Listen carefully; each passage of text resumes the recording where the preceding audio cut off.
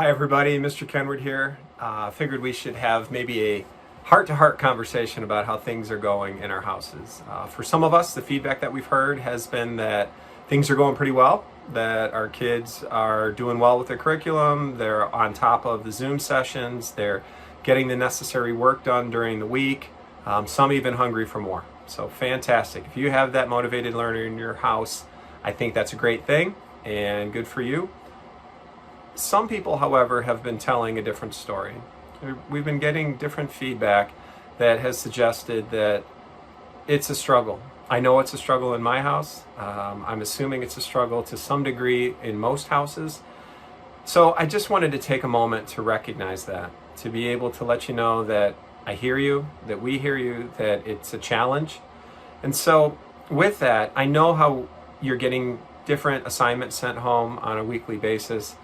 But the first thing I'd like to say is that if you're sitting down to get homework done and you're battling every time, if the quality time that you're spending with your child isn't that, if it's more like chaos, maybe you spell quality, Kwaallit, who knows, but it's not the quality that you've grown accustomed to.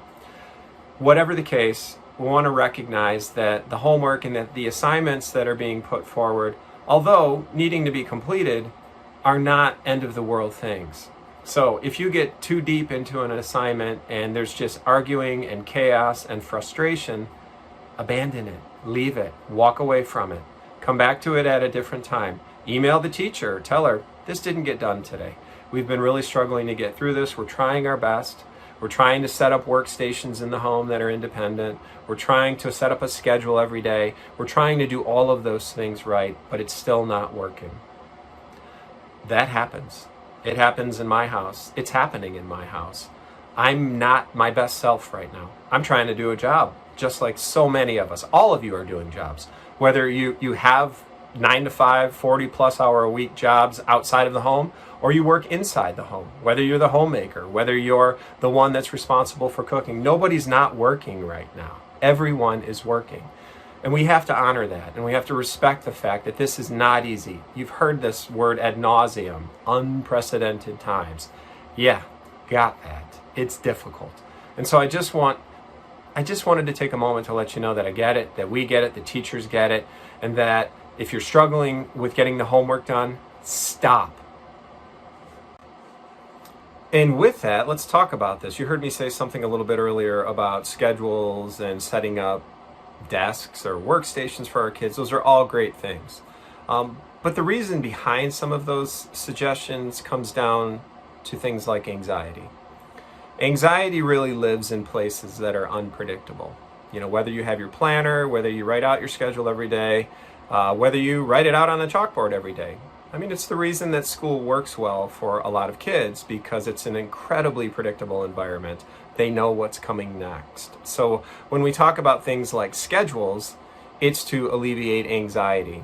Anxiety, not knowing what's coming next, just really feeds that anxious monster. So that's part of the reason that we bring that particular strategy forward, is because it ends up having these secondary benefits in the house. So whatever that schedule could look like for you, whether it's on a chalkboard, whiteboard, on a piece of paper, on the back of a milk jug, I don't really care, but it's something that I think you'll see some benefit with if you end up using it. The other thing I want to make sure that we're recognizing here, we know that we're not having great days, whether it's your parenting, whether it's between you and your partner, whether it's between you and the kids. The thing I want to put forward is that nobody wakes up in the morning and thinks to themselves, what can I do to screw the day up? It doesn't happen. We try our best. We always try our best. We're always striving to do the best we can with what we have. And so I just want you to hear that from me, because we need to be able to give ourselves grace in these moments, to be able to let things go and move on to the next event. Now, within that, I want you to know that I'm not also looking for perfect parenting. The teachers aren't looking for perfect. You're not getting it in my house, I'll tell you that right now. That's not happening. What we're looking for is good enough parenting. We're looking to provide what the kids need to get through the day. You know, there was a comedian once that said that her mother said that a successful day was when the children all were in their beds at the end of the day.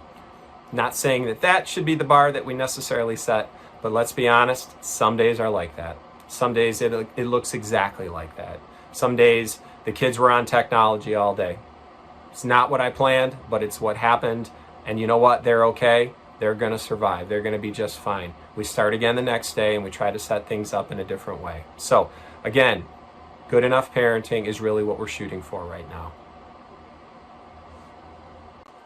And finally, there's been a thought that has been kind of going through my own head.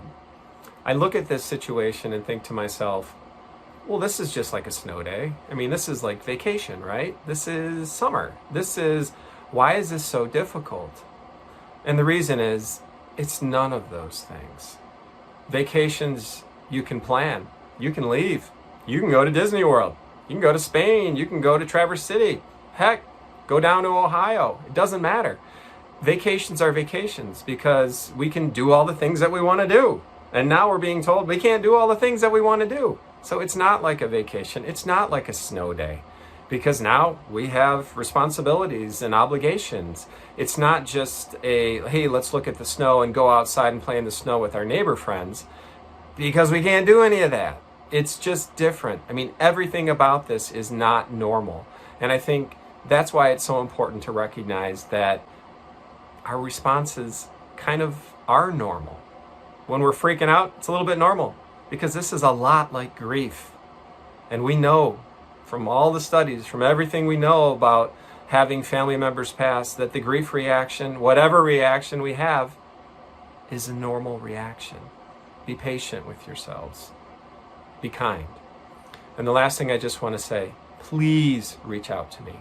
If you have questions, if you're struggling, if you need support, if you need brainstorming, I've been doing a lot of that over Zoom, just email me. We'll figure something out.